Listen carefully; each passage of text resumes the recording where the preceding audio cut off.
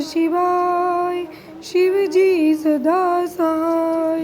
ओम नमः शिवाय। गुरु जी सदा सहाय।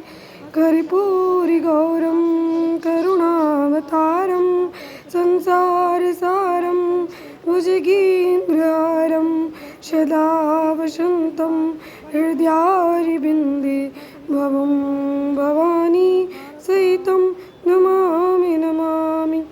गुरुर्ब्रह्मा गुरुर्विष्णु गुरुर्देवो महेश्वरा गुरुर्साक्षात् परब्रह्म तस्मै श्री गुरुवे नमः।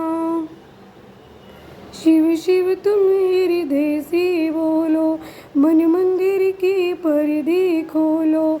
शिव शिव तुम हृदय से बोलो, मन मंदिर के पर्दे खोलो।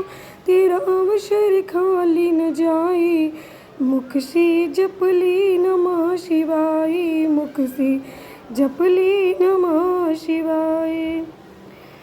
तारक पुत्रों के प्रभाव से संतप्त हुए देवों की ब्रह्मा के पास करुण पुकार। ब्रह्मा का उन्हें शिव के पास भेजना, शिव की आज्ञा से देवों का विष्णु की शरण में जाना और विष्णु का उन दैत्यों को मोहित करके उन्हें आचार भ्रष्ट करना।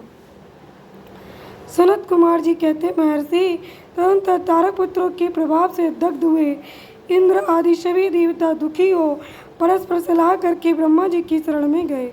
वहाँ संपूर्ण देवताओं ने दीन होकर प्रेम पूर्वक पितामह को प्रणाम किया और अवसर देखकर उनसे अपना दुखड़ा सुनाते हुए कहा।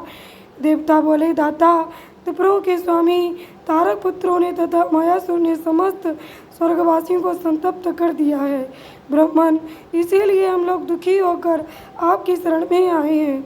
आप उनके वध का कोई उपाय कीजिए जिससे हम लोग सुख से रह सकें। ब्रह्मा जी ने कहा, देवगणों तुम्हें उन दानवों से विशेष भय नहीं करना चाहिए। मैं उनके वध का उपाय बतलाता हूँ। भगवान शिव तुम्हारा कल्याण करेंगे। मैंने ये इन दैत्यों को बढ़ाया है, अतः मेरे हाथों इनका वध होना उचित नहीं। साथ ही त्रिपुर में इनका पुण्य भी वृद्धिंगत होता रहेगा। अतः इंद्र से सभी देवता शिवजी से प्रार्थना करें, वे सर्वाधिक यदि प्रसन्न हो जाएंगे तो वे ये तुम लोगों का कार्य पूर्ण करेंगे। सनत कुमार जी कहते हैं, व्यास जी ब्रह्मा जी की वाणी सुनकर इंद्र से सभी देवता दुखी हो उस स्थान पर गए जहाँ प्रसिद्ध शिव आसीन थे। तब उन सब ने अंजलि बांधकर देवेश्वर शिव को भक्ति पूर्वक प्रणाम किया और कंधा झुकाकर लोकों के कल्याणकर्ता शंकर का स्तवन किया। उन्होंने इस प्रकार नाना प्रकार के दिव्य स्तोत्रों द्वारा त्रिशूलधारी परमेश्वर की स्तुति करके स्वार्थ साधन में निपुण इंद्र आदि देवताओं ने दीन भाव से कंधा झुकाए हुए हाथ जोड़कर प्रस्तुत स्वार्थ को निवेदन करना आरंभ किया। देवताओं ने कहा, महादेव तारक के पुत्र तीनों भाइयों ने मिलकर इंद्र सहित समस्त देवताओं को परास्त कर दिया है। भगवान उन्होंने त्रिलोकी को तथा मुनीश्वरों को अपने अधीन कर लिया है और संपूर्ण सिद्ध स्थानों को नष्ट भ्रष्ट करके सारे जगत को उत्पीड़ित कर रखा है।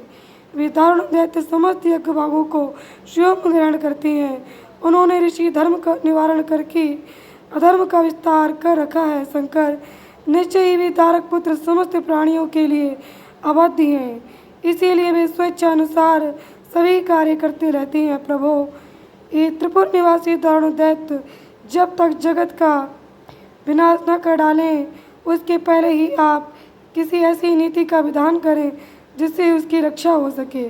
सनत कुमार जी कहते हैं, उन्हें यह भाषण करते हुए उन स्वर्गवासी इंद्राय देवों की बात सुनकर शिवजी उत्तर देते हुए बोले। शिवजी ने कहा, देवगण इस समय वे त्रिपाधीश महान पुण्य कार्यों में लगे हुए हैं और ऐसा नियम है कि जो पुण्यात्मा हो उस पर विद्वानों को किसी प्रकार भी प्रहार नहीं करना चाहिए। देवताओं के सारे महान कष्टों को जानता हूँ, फिर भी दैत्य बड़े प्रबल हैं, अतः देवता और असुर मिलकर भी उसका वध नहीं कर सकते। वे तारक पुत्र सबके सब पुण्य संपन्न है, इसीलिए उन सभी त्रिपुरवासियों का वध दुस्साध्य है। यद्यपि मैं रणकर्कश हूँ, तथापि जानबूझकर मैं मित्रद्रोह कैसे कर सकता हूँ, क्योंकि पहले किसी समय ब्रह्मा जी ने कहा था कि मित्रद्रोह से बढ़कर दूसरा कोई बड़ा पाप नहीं है। सत्पुरुषों ने ब्रह्म हत्यारे, शराबी, चोर और व्रत भंग करने वाले के लिए प्रायश्चित करने का विधान किया है, परंतु कृतघ्न के उद्धार का कोई उपाय नहीं है।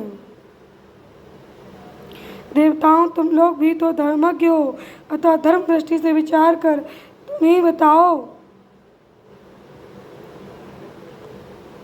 कि जब ये दैत्य मेरे भक्त हैं तब मैं उन्हें कैसे मार सकता हूँ। इसलिए अमरो, जब तक वे दैत्य मेरी भक्ति में तत्पर हैं तब तक उनका वध असंभव है। तथापि तुम लोग विष्णु के पास जाकर उनसे एक कारण निवेदन करो। अनंतर देवगण भगवान विष्णु के समीप गए और उनके द्वारा ऐसी व्यवस्था की गई कि जिससे वे असुर शैव सनातन धर्म से विमुख होकर सर्वथा अनाचार परायण हो गए। वैदिक धर्म का नाश होने से वह स्त्रियों ने पतिव्रत धर्म छोड़ दिया, पुरुष इंद्रियों के बस हो गए। यूं स्त्री पुरुष सभी दुराचारी हो गए। देवाराधन, श्राद्ध, यज्ञ, व्रत, तीर्थ, शिव, विष्णु, सूर्य, गणेश आदि का पूजन, स्नान, दान आदि सभी शुभ आचरण नष्ट हो गए। तब माया तथा अलक्ष्मी उन पुरों में जा पहुंची। तब से प्राप्त लक्ष्मी वहाँ से चली गई। इस प्रकार वह अधर्म का विस्तार हो गया। उन्होंने तब स्वेच्छा से भाइयों सहित उस दैत्यराज की तथा मैं की भी शक्ति कुंठित हो गई। जय गुरु जी, शुक्राना गुरु जी, अनंतम अनंतम शुक्राना। ओम नमः शिवाय, शिव जी सदा सहाय। ओम नमः शिवाय, गुरु जी सदा सहाय। संगत जी, आज का हमारा ये अध्याय यहीं पर संपूर्ण हुआ। अगले अध्याय की तैयारी करेंगे। आप सभी इस महापुराण को इतनी लगन, श्रद्धा, भक्ति भाव के साथ श्रवण करती हैं, इसके लिए आप सबका भी बहुत बहुत शुक्रिया। संगत जी, आप और आपका परिवार सदस्य सुखी समृद्ध रहे, ऐसी मेरी गुरुपा के चरणों में अरदास है। सदैव आनंद मंगल होता रहे। संगत जी, आप सभी संगत परिवार के लिए इसी महापुराण के लिए शेयर कीजिएगा, ताकि सभी संगत परिवार के लिए भी श्री महापुराण की अनंतम ब्लेसिंग्स प्राप्त हो। जय गुरु जी, शुक्राना गुरु जी।